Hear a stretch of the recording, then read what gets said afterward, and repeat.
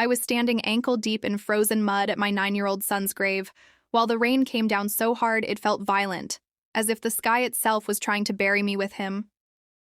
The cemetery was empty. No parents, no sister, no comforting arms. Just me, soaked through a black dress, clutching a small box of ashes that felt far too light for a life that had once filled my entire world. I told myself the storm was the reason they were not there. Flooded roads, traffic, bad timing.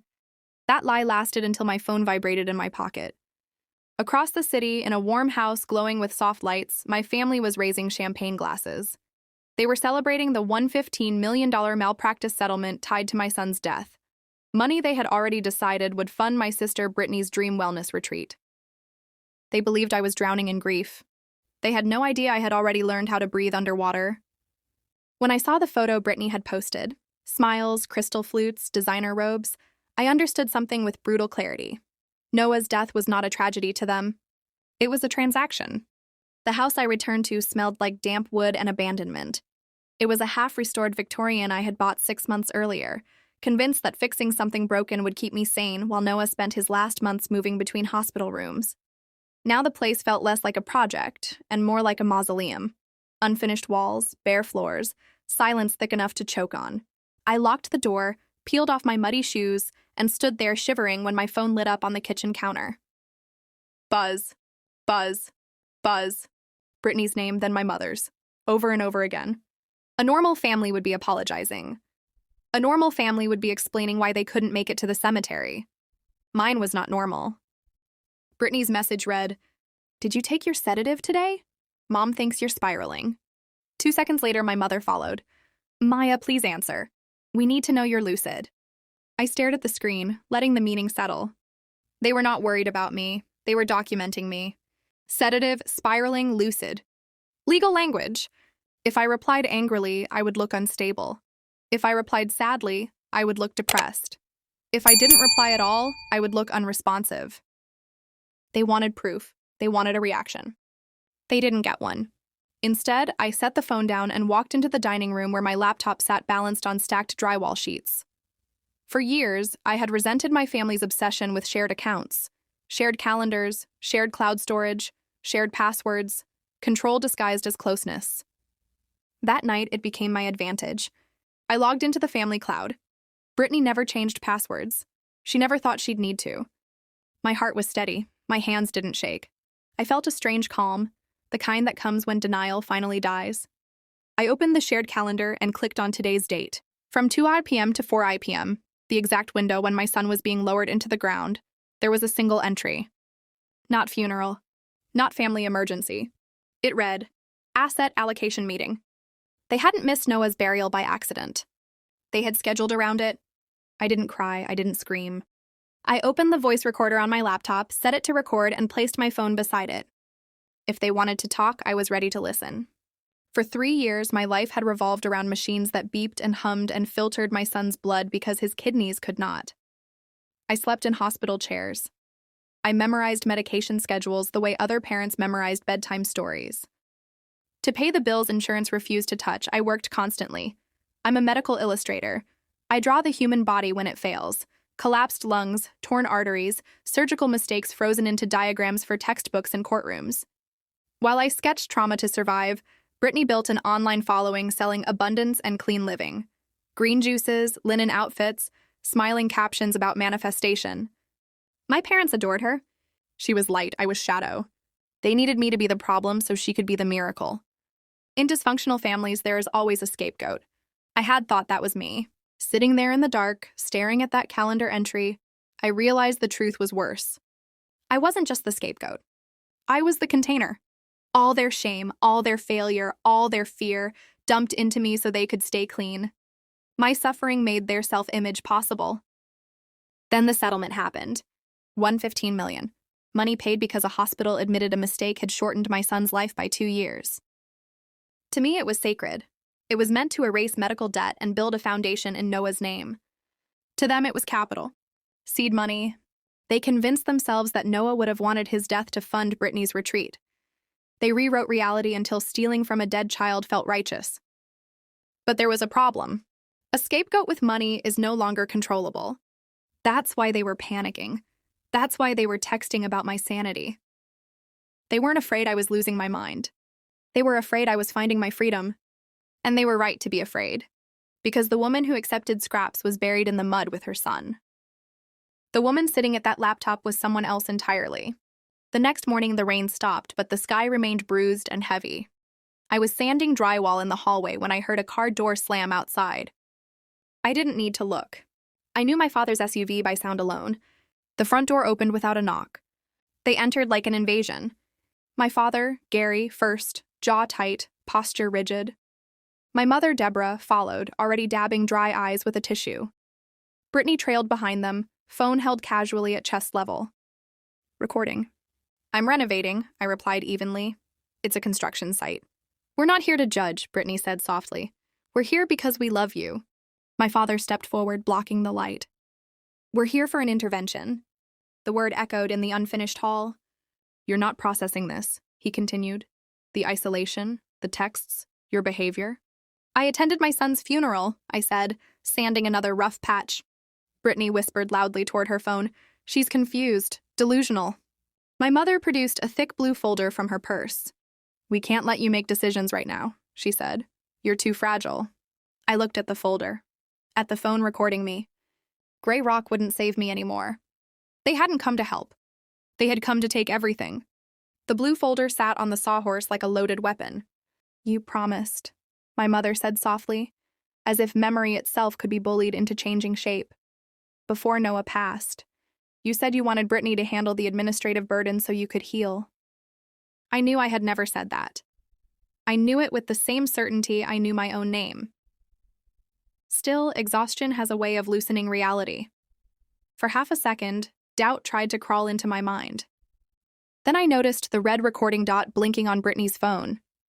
This wasn't a family conversation. It was a performance. I didn't promise anything, I said, keeping my voice flat. And I don't need help managing my son's estate. My father's expression hardened. The mask slipped. This is not optional, Maya, he said. You're living in filth. You're underweight. You're clearly not competent to make financial decisions. If you don't sign, Brittany added smoothly, stepping closer, we'll have to involve the courts. That would be messy. Noah wouldn't want that. There it was. The threat wrapped in concern. I looked at each of them. The practiced grief, the rehearsed lines, the camera pointed at my collapse, and understood something final. They were not trying to support me. They were trying to erase me. Leave the papers, I said quietly. I'll read them. You'll sign them, my father corrected, by tomorrow. They placed the folder down and filed out, Brittany lingering long enough to pan the phone across the dusty walls. So sad, she whispered to her followers. But we're going to save her. The door shut. The house went silent again. I didn't read the papers. I grabbed my keys and drove straight into the city. Arthur Vance's office was nothing like my father's lawyers. No beige carpet, no fake plants, no fluorescent lighting that hummed with desperation. This place was glass and steel. 42 floors above the street, the city spread out beneath us like something conquered. Vance himself was sharp in every sense. Tailored suit, precise movements, eyes that missed nothing. I slid the blue folder across his desk. Then I placed my phone on top of it. They tried to force me to sign, I said, and I have recordings of them discussing the money like it's a business investment. He didn't open the folder. He looked at me. You didn't sign, he said. No. Good, he replied. Because if you had, you wouldn't be sitting here. You'd be legally invisible. He opened the folder, scanning the pages with unsettling speed. His jaw tightened once. Maya, he said, turning his monitor toward me, your parents filed paperwork this morning. My stomach dropped. An emergency petition for conservatorship, he continued. They're claiming your grief has rendered you mentally unfit. The words landed like a physical blow. Conservatorship means, he went on calmly, you lose control over your finances, your residence, your medical decisions, potentially your freedom. They weren't just after the money. They were after me. They want a war, I said quietly. No, Vance corrected. They want compliance, so we won't fight them. He leaned forward. We'll let them talk. 2 days later, we sat in a mediation room polished to a sterile shine. My family wasn't there, only their attorney, Simon Krell. His suit was shiny in the wrong places. His smile never reached his eyes. "We want what's best for Maya," Krell said, sliding a single sheet of paper across the table. "But if this goes before a judge, the outcome won't be kind." Vance nodded for me to look. It was a printed journal entry. My chest tightened as I read it. The voices are louder today. "Noah keeps telling me the money is dirty. He says Brittany should have it. If I don't listen, something bad will happen." The words looked like mine. The tone, the spacing, the timestamp. Dated 3 weeks ago. I felt the room tilt. "I didn't write this," I whispered. Krell clasped his hands.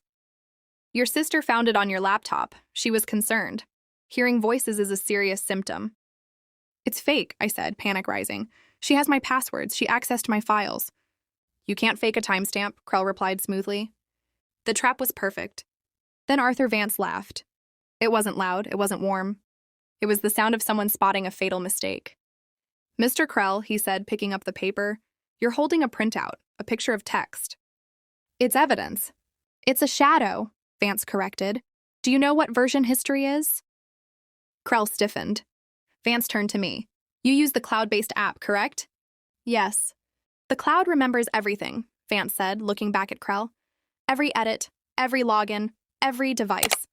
He leaned forward, voice dropping. "If this entry was created 3 weeks ago, we'll see it.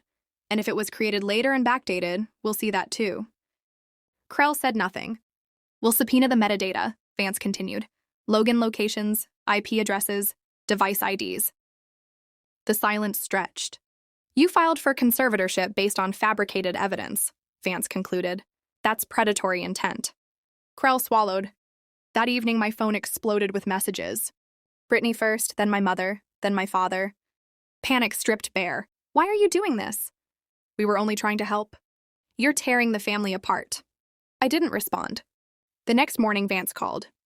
"They've requested a private settlement," he said. "They want to drop the conservatorship in exchange for silence." "No," I replied immediately. "Good," he said, "because the metadata just came in." My hands clenched. "The journal entry was created 48 hours after Noah's death," Vance continued. "From Brittany's device, logged in from your parents' house." I closed my eyes. "They're finished," he said calmly. "But only if you're ready to finish it." I thought of my son, of hospital lights, of champagne glasses raised in celebration of his absence. "I'm ready," I said. "Then we let them testify," Vance replied. "Under oath." The hearing was set for the following week. My family still thought they were in control. They had no idea the floor beneath them was already gone. The courthouse smelled like polished stone and quiet fear. I arrived early, dressed simply, hair pulled back, posture straight. No black dress this time, no visible grief. Arthur Vance stood beside me, calm and unreadable, reviewing notes he didn't need. Across the room, my family entered together. My father walked with confidence, chin high. My mother clutched her purse like a shield. Brittany followed, phone conspicuously absent this time, her smile fixed but brittle. They still believed this was a misunderstanding that could be smoothed over with authority and performance. They were wrong. When the judge entered, the room shifted. Oaths were sworn, records were marked, and then my father took the stand. He spoke of concern, of fear, of a daughter lost in grief and isolation. He described my home as unlivable, my behavior as erratic, my silence as alarming. Brittany followed. She spoke gently, voice trembling on cue. She described finding the journal entry, how terrified she had been, how she only wanted to protect me, and Noah's legacy. When my mother testified, tears finally appeared. She spoke of hearing me talk to Noah on the phone, of fearing I would give the money away impulsively. They told their story perfectly. Then Arthur Vance stood. "Your Honor," he said, "we don't dispute that the petitioners are concerned. We dispute the truth of their evidence." He approached the bench and submitted a digital report. "This," he continued, "is the complete version history of the journal entry presented as proof of my client's psychosis." The judge leaned forward. "The entry was not created 3 weeks ago," Vance said. "It was created 48 hours after the child's death, from a device registered to Brittany Collins, logged in from Gary and Deborah Collins' residence." The room went still. Vance didn't stop. The document was then backdated, a feature available only through advanced settings, a setting my client has never accessed, but one Brittany Collins has used repeatedly for sponsored content. Brittany's face drained of color. And finally, Vance said, the entry was edited 7 times over a period of 20 minutes, carefully constructed, not written in distress, manufactured. The judge looked directly at Brittany. Ms. Collins, she said slowly, did you create this entry? Brittany opened her mouth. No sound came out. My father stood abruptly. This is a misunderstanding. Sit down, the judge snapped. Arthur Vance turned to the bench. Your Honor, this court has been presented with fabricated evidence, false affidavits, and a coordinated attempt to place a competent adult under conservatorship for financial gain. He paused.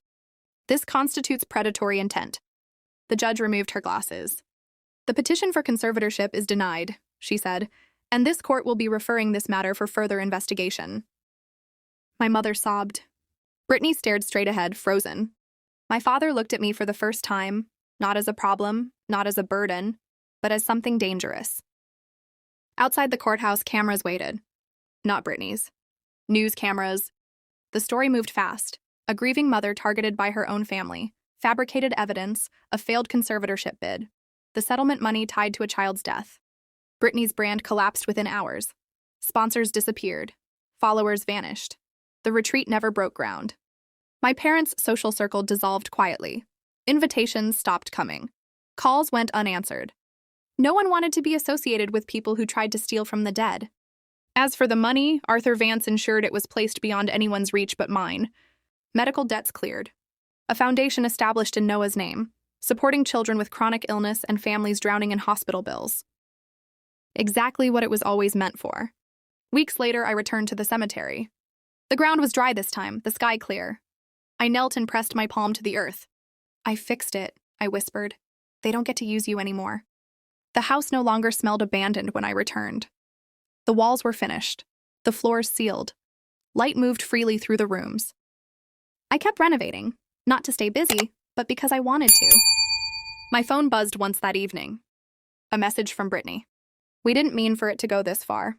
I deleted it without replying. Some bridges aren't burned. They're dismantled piece by piece, so no one can ever cross them again. Grief didn't disappear, it never does. But it changed shape. It stopped being something others could weaponize.